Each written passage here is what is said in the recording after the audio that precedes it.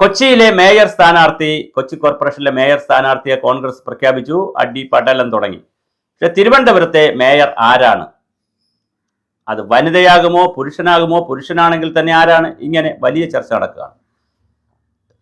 വനിതയാണെങ്കിൽ തീർച്ചയായിട്ടും ശ്രീലേഖ IPS തന്നെ ആയിരിക്കും, ഒരു തർക്കവുമില്ല. അവർക്ക് തന്നെയാണ് മുൻഗണന. പിന്നെ ഉള്ളൂ സിമി ജ്യോതിഷ്, ആശാനാഥ് പോലുള്ള ആളുകൾ. എന്നാൽ ഇപ്പുറത്ത് പുരുഷനെയാണ് തീരുമാനിക്കുന്നതെങ്കിൽ അത് രാജേഷിനാണ് ഒരു സാധ്യതയായി പറയുന്നത്. അതിൻ്റെ കാരണം രാജേഷ് നേരത്തെ ജില്ലാ സെക്രട്ടറി ആയിരുന്നു. അദ്ദേഹത്തിന് പിന്നെ അത്യാവശ്യം വിദ്യാഭ്യാസമുള്ള ആളാണ്, വക്കീലാണെന്ന് തോന്നുന്നു, അഡ്വക്കേറ്റ് രാജേഷാണെന്ന് തോന്നുന്നു. പിന്നെ അത് കഴിഞ്ഞിട്ട് പിന്നെ സംസ്ഥാന സെക്രട്ടറിയാണ്. പക്ഷെ അദ്ദേഹം മുരളീധരൻ്റെ സുരേന്ദ്രൻ്റെ ആളാണ്. എസ് സുരേഷ് പിന്നെ നമ്മുടെ അടക്കമുള്ള മറ്റ് ടീമിൻ്റെ ആളല്ല. അങ്ങനെ ഒരു പ്രശ്നമുണ്ട്. രാജീവ് ചന്ദ്രശേഖരൻ അത് വിഷയമല്ല, അദ്ദേഹം ഗ്രൂപ്പിൻ്റെ ആളല്ല. അപ്പോൾ അതുകൊണ്ട് രാജീവ് ചന്ദ്രശേഖരൻ എന്ത് നിലപാടെടുക്കും എന്നുള്ളതിനെ ആശ്രയിച്ചിരിക്കും രാജേഷിൻ്റെ ഭാവി. അതേസമയം തന്നെ സംഘപരിവാറുകാർക്കുള്ള ഏറ്റവും മാനസപുത്രനായിട്ട് നിൽക്കുന്നത് BG ഗിരിയാണ്.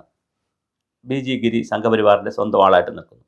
3 പ്രാവശ്യം തുടർച്ചയായി ജയിക്കുകയും കൗൺസിലറായിരിക്കുകയും സംസ്കൃതത്തിൽ ഇതൊക്കെ പറയുകയൊക്കെ ചെയ്ത, സത്യപ്രതിജ്ഞയൊക്കെ ചെയ്ത ഏറ്റവും ജനകീയനെന്ന് എല്ലാവരും വിശ്വസിക്കുന്ന കരമന അജിത്ത് വളരെ രംഗപ്രവേശത്തിൽ ചെയ്ത് കൃത്യമായി രംഗത്തുണ്ട്. കരമന അജിത്ത് 4 പ്രാവശ്യമായി തുടർച്ചയായി ജയിക്കുന്ന പാപ്പനംകോട് ഗോപൻ രംഗത്തുണ്ട്.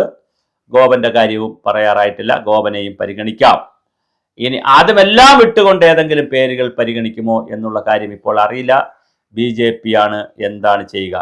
പ്രൊഫഷണലിസത്തിന് മുൻതൂക്കം കൊടുക്കുകയാണെങ്കിൽ, വനിതയ്ക്ക് മുൻതൂക്കം കൊടുക്കുകയാണെങ്കിൽ, മറ്റു പാർട്ടികളിൽ നിന്ന് വരുന്നവർക്ക് ഞങ്ങൾ ഇവിടെ പരവതാനി വിരിച്ച് വലിയ ചോപ്പല്ലല്ലോ മറ്റേ കാവി പരവതാനി വിരിച്ച് നമ്മൾ 2 കൈ നീട്ട് സ്വീകരിച്ച് പൂമാലയിട്ട് ഞങ്ങൾ വലിയ സ്ഥാനം കൊടുക്കും എന്നൊരു സന്ദേശം പുറത്തു കൊടുത്തിട്ട് ഇനി IPSകാരെ IASകാരെ എല്ലാവരും ഇടിച്ച് കയറിക്കോളൂ മരാർജി ഭവനിൽ എന്നുള്ള ഒരു മെസ്സേജ് കൊടുക്കാനാണെങ്കിൽ തീർച്ചയായിട്ടും ശ്രീലേഖ IPSന് തന്നെ കൊടുക്കാൻ സാധ്യതയുണ്ട്.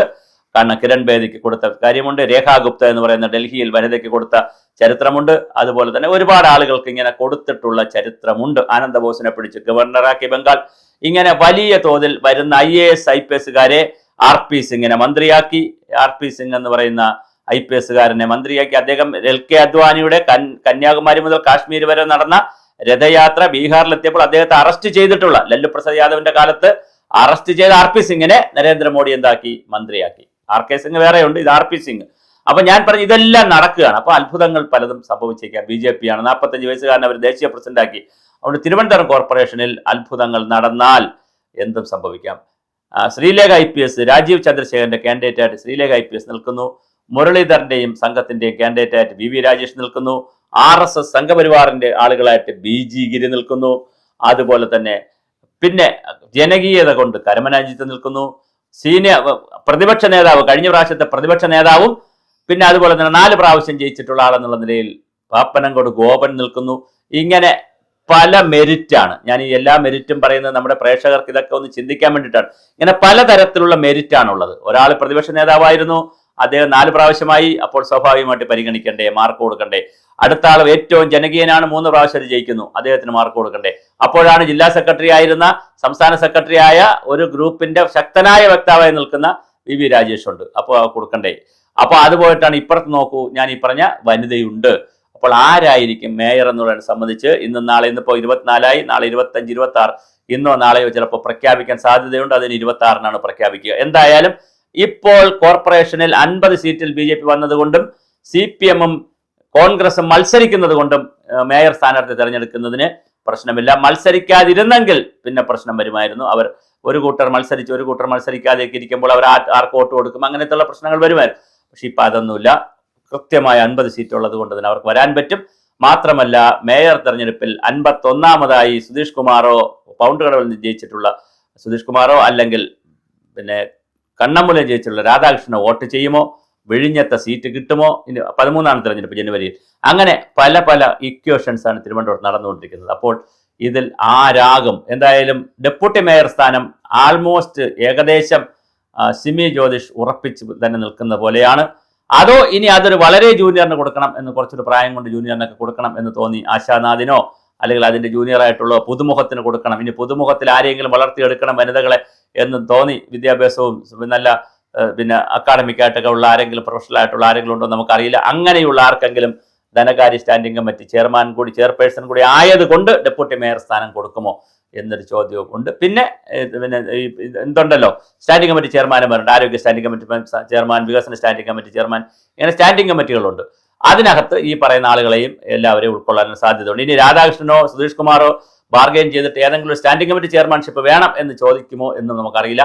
അങ്ങനെയാണെങ്കിൽ അതിൻ്റെ ഒരു കുറവും വരാൻ സാധ്യതയുണ്ട്. അപ്പോൾ ഇതെല്ലാം നമുക്ക് 2-3 ദിവസത്തിനകത്ത് 26 കൂടി 27 കൂടി ഇതിനകത്തൊരു ധാരണ നമുക്ക് എല്ലാവർക്കും കിട്ടും. പക്ഷെ കിട്ടുമ്പോഴും നമ്മൾ അറിഞ്ഞിരിക്കേണ്ട വിഷയം, പിന്നെ തിരുവനന്തപുരം കോർപ്പറേഷനെ 101 വാർഡിൽ മൈക്രോ പ്ലാൻ ഉണ്ടാക്കുമെന്ന് പറയുന്നു, 100 വാർഡിൽ മാക്രോ പ്ലാൻ അല്ലെങ്കിൽ മാസ്റ്റർ പ്ലാൻ ഉണ്ടാക്കുമെന്ന് പറയുന്നു.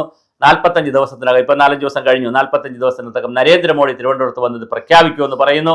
അപ്പൊ അങ്ങനെ വലിയ ഒരു പ്രതീക്ഷയാണ്, ഈ ലോകം കണ്ടിട്ടില്ലാത്ത, കേരളം കണ്ടിട്ടില്ലാത്ത വലിയ പ്രതീക്ഷയാണ് BJP സമൂഹത്തോട് പറഞ്ഞിരിക്കുന്നത്, ജനങ്ങളോട് പറഞ്ഞിരിക്കുന്നത്, പറഞ്ഞുകൊണ്ടേയിരിക്കുന്നത്.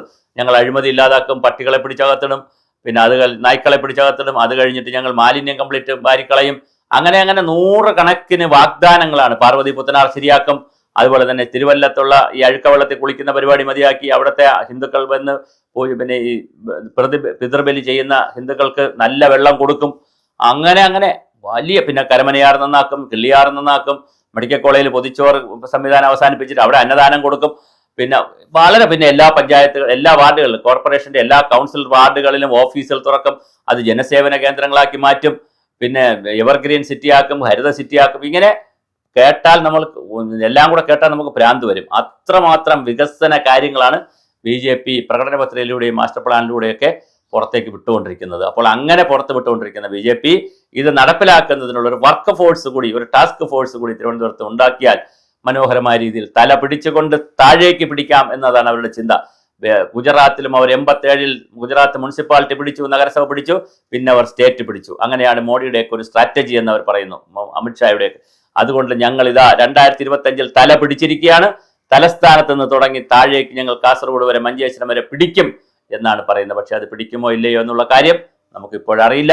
എന്തായാലും വരുന്ന തെരഞ്ഞെടുപ്പിൽ, വരുന്ന മേയർ തെരഞ്ഞെടുപ്പിൽ ആരാണ് മേയർ എന്നുള്ളത് കൂടി അറിഞ്ഞതുകൊണ്ട് അവരുടെ പദ്ധതി എന്താണെന്ന് മനസ്സിലാക്കിയിട്ട് വേണം ഇതൊക്കെ നമുക്ക് നിശ്ചയിക്കാൻ. എല്ലാവരും വരുമ്പോൾ ഇങ്ങനെ ആവേശത്തോടു കൂടി പ്രകടന പത്രിക വയ്ക്കും, ഒരുപാട് കാര്യങ്ങൾ പറയും, പക്ഷെ അവസാനം അധികാരത്തിൽ വന്നു കഴിയുമ്പോൾ പിന്നെ അവർ ആരെയും കാണുന്നില്ല. ഞാൻ വേറൊരു ഉദാഹരണം പറഞ്ഞ് അവസാനിപ്പിക്കാം. കൗൺസിലറായിട്ട് മത്സരിക്കുന്ന സമയത്ത് 4-5 പ്രാവശ്യമാണ് കൗൺസിലർമാർ, ഈ മത്സരിക്കുന്ന സ്ഥാനാർത്ഥി ഓരോ വീട്ടിൽ പോകുന്നത്.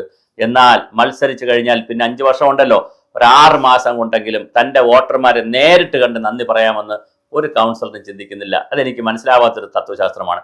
ജയിച്ചു കഴിഞ്ഞാൽ പെട്ടെന്ന് ചെയ്തില്ലെങ്കിലും 2 മാസം കൊണ്ടോ 3 മാസം കൊണ്ടോ തൻ്റെ വാർഡ് പ്രദേശം എന്ന് പറഞ്ഞാൽ കുറച്ച് സ്ഥലമല്ലേ ഉള്ളൂ, ആ സ്ഥലത്ത് എല്ലാവരും വീട്ടിൽ നേരിട്ട് കണ്ട് വോട്ട് ചെയ്തവർക്കും ചെയ്യാത്തവർക്കും ഒരു നന്ദി പറയുകയും അവർക്കൊരു മൊബൈൽ നമ്പർ കൊടുത്ത് നിങ്ങൾക്ക് എന്തെങ്കിലും പ്രശ്നമുണ്ടെങ്കിൽ നമ്മുടെ മൊബൈൽ നമ്പറിലേക്ക് ഒന്ന് വിളിച്ചേക്കൂ എന്ന് പറഞ്ഞാൽ കൂടെ ഉണ്ട് എന്ന് പറയാൻ നമ്മുടെ ജനാധിപത്യത്തിൽ കഴിയുന്നില്ല.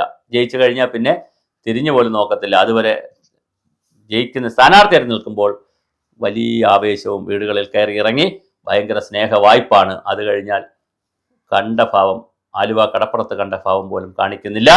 അങ്ങനെയും കുറച്ച് പേർ തോറ്റു പോകുന്നുണ്ട്.